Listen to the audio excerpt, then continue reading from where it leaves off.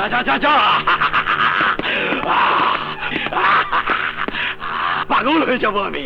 বড় ভাই, কামালের হাত থেকে আমাদের রক্ষা করুন বড় ভাই। হ্যাঁ বড় ভাই, ওই কামালের জন্য আমরা কেউ শান্তিতে কাজ করবার পারতেছি না। আমরা কেউ জানি না বড় ভাই, কেউ এই বিচ্ছু কামাল।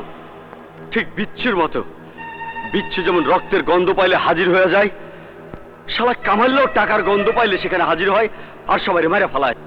শালারা কে বিচ্ছু কামাল? আপনারা শান্ত হন, আমি আপনাদের সব প্রশ্নের উত্তর দেব। বিচ্ছু কামাল কি তাহলে ধরাছোঁয়ার বাইরে থাকবে স্যার? জনগণ কি তাহলে মনে করবে পুলিশ বিচ্ছু কামালের শক্তির কাছে পরাজিত অথবা মৃত্যুর ভয়ে আতঙ্কিত?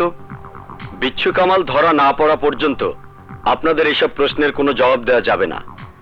এরপরও আমি কিছু বলতে চাই। কিছু বলুন। কামালকে ধরা আমাদের দায়িত্ব হলেও জনগণের সহযোগিতা আমাদের দরকার। তাই জনগণের প্রতি আমাদের অনুরোধ, কেউ যদি এইসব বিচ্ছুদের অত্যাচারের শিকার হন তাহলে ভীত না হয়ে সাথে সাথে পুলিশকে খবর দেবেন।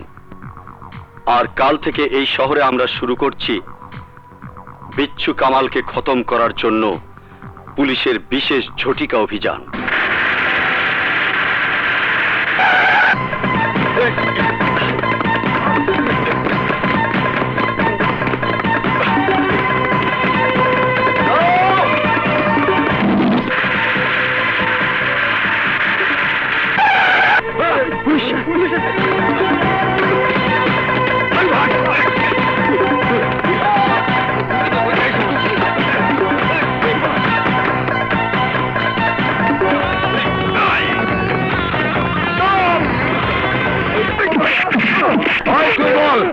বল বলছি, বিচ্ছু কামাল কে?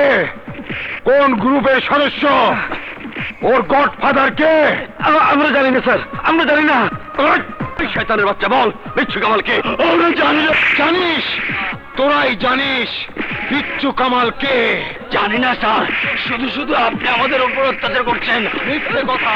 থামুন ইন্সপেক্টর, থামুন।